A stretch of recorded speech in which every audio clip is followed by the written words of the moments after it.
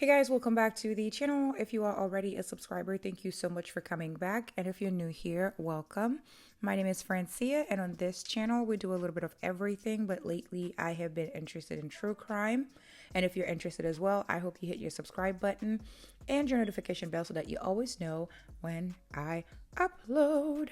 In today's story, this guy wasn't technically diagnosed with anything official, but he had to have had some sort of narcissistic, like very high narcissistic tendencies because he was crazy. This guy was a father, a husband, and a respected member of his community, as they always are. But underneath the mask of normalcy that he wore, he was hiding a dark and horrifying secret, one that would take decades to uncover. He went from robbing banks to committing brutal murders, all the while manipulating the system and even profiting from his crimes. Yeah, he was crazy. This is the story of one of America's most elusive serial killers. Who was this guy? Let's get into it. Edward Wayne Edwards was born on June 14th, 1933 in Akron, Ohio, and had a bit of a troubled childhood. It was said that his mother committed suicide, and as a result, he was placed in an orphanage. Now, this dude wrote his own autobiography in which he detailed that in the orphanage, he was abused both physically and emotionally by the nuns there. And that's never good. This trauma that he experienced while he was at the orphanage would shape the man that he would become, which was a pathological liar, a master manipulator, and ultimately a murderer. In his teenage years, Edward was in and out of juvenile detentions for the many crimes that he stayed committing.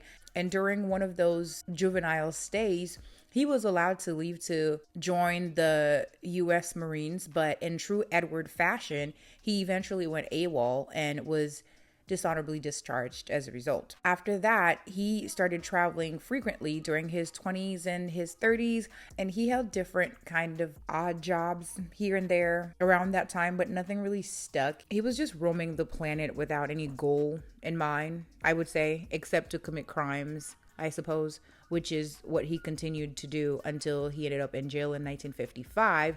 But then he escaped and he's just drifted around the country, just committing crimes such as robbing gas stations and things of that nature. He would also put in his book that he never cared to disguise himself because he wanted to be famous. And I guess he did become famous because he ended up on the FBI's top 10 most wanted list in 1961 after he escaped from a Portland, Oregon prison in 1960.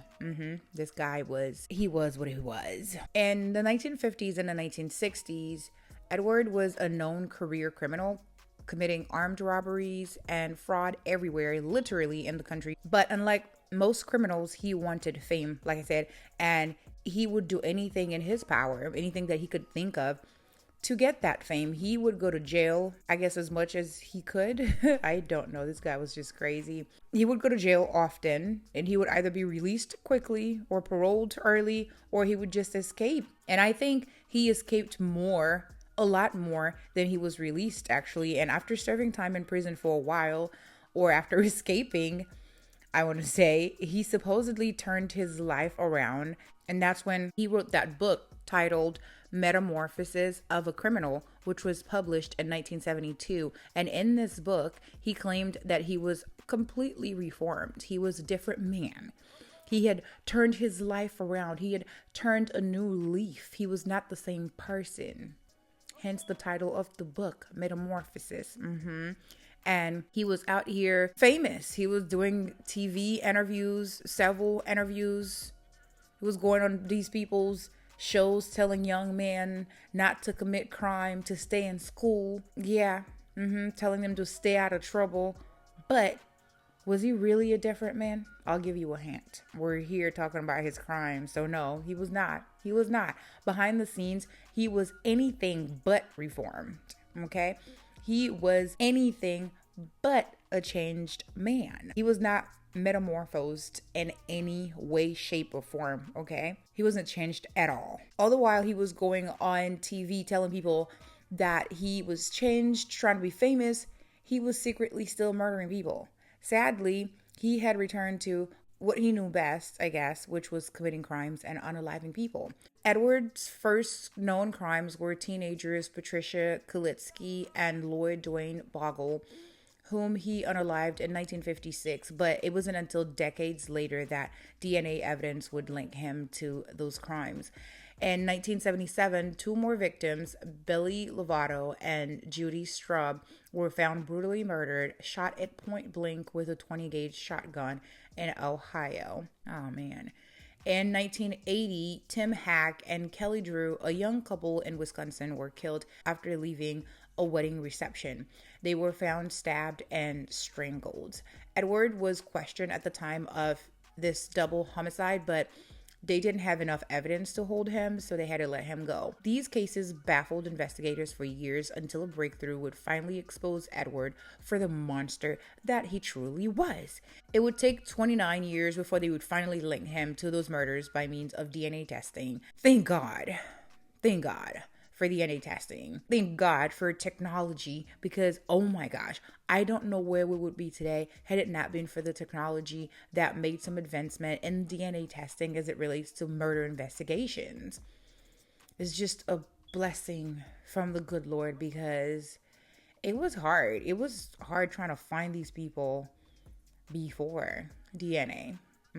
For years, Edward lived a normal life with his wife and children. I hate when that happens. Like, I just want these folks caught when it happens. And I know it's difficult, but it's like I hate that they go on and they live their best lives while these people's loved ones just suffer. It bothers me. Anyways, he was living his best life with his wife and children, just not caring about anything that he's done in the past, just, enjoying life. But all good things must come to an end. In 2009, Edward was arrested for a murder in Louisville, Kentucky.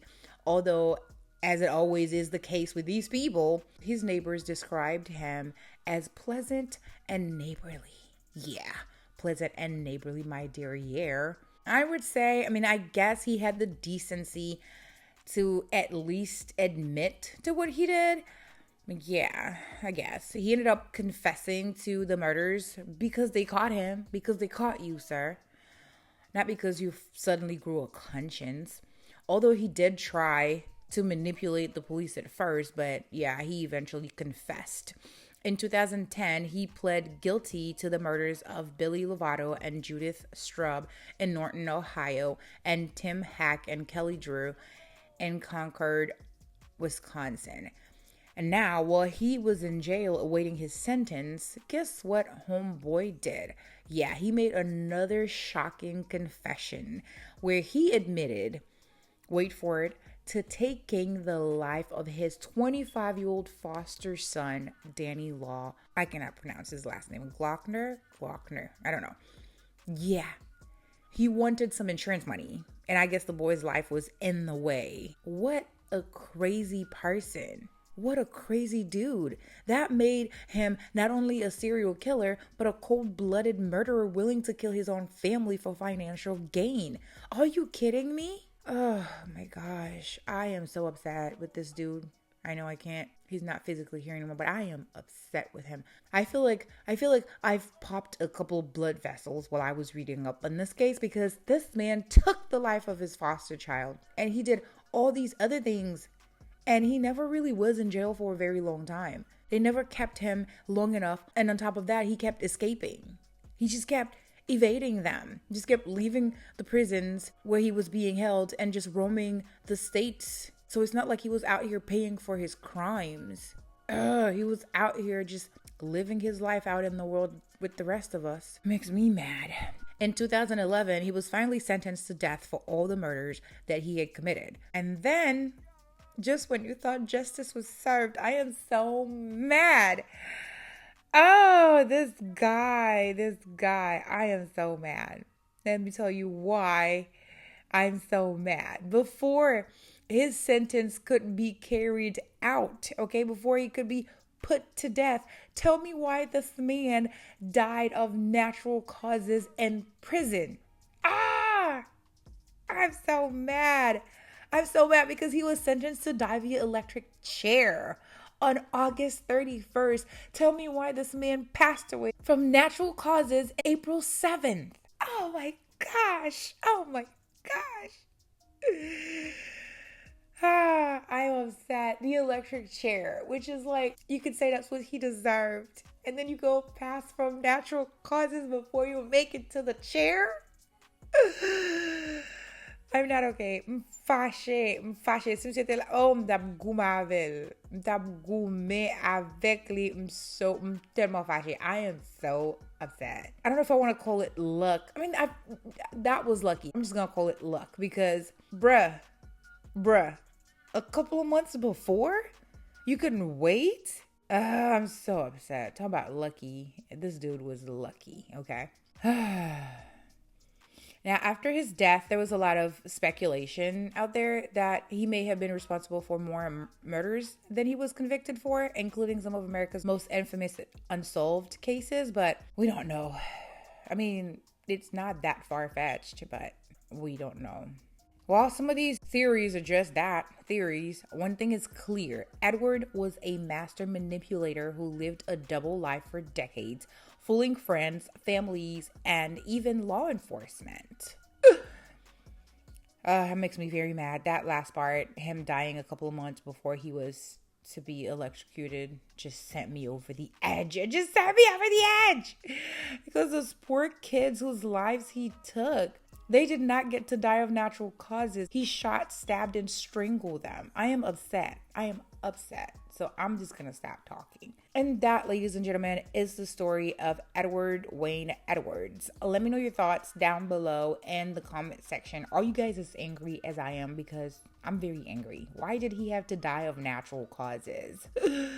I was looking forward to him taking a seat in this electric chair. I'm mad. If he was to die by lethal injection, I don't think I would have been this upset, you know, because there's a difference. There was a major difference between being electrocuted and having drugs given to you to stop your heart. It's different, you know. So I would have appreciated the electric chair, and I probably wouldn't have been this upset if he was set to die by lethal injection. You know, it's whatever. Some people were lucky, some people were not. His victims weren't as lucky. I am rambling. Let me just get out of here. Anyways, that is all I have for you guys today. Let me know what you guys think down below in the comment section.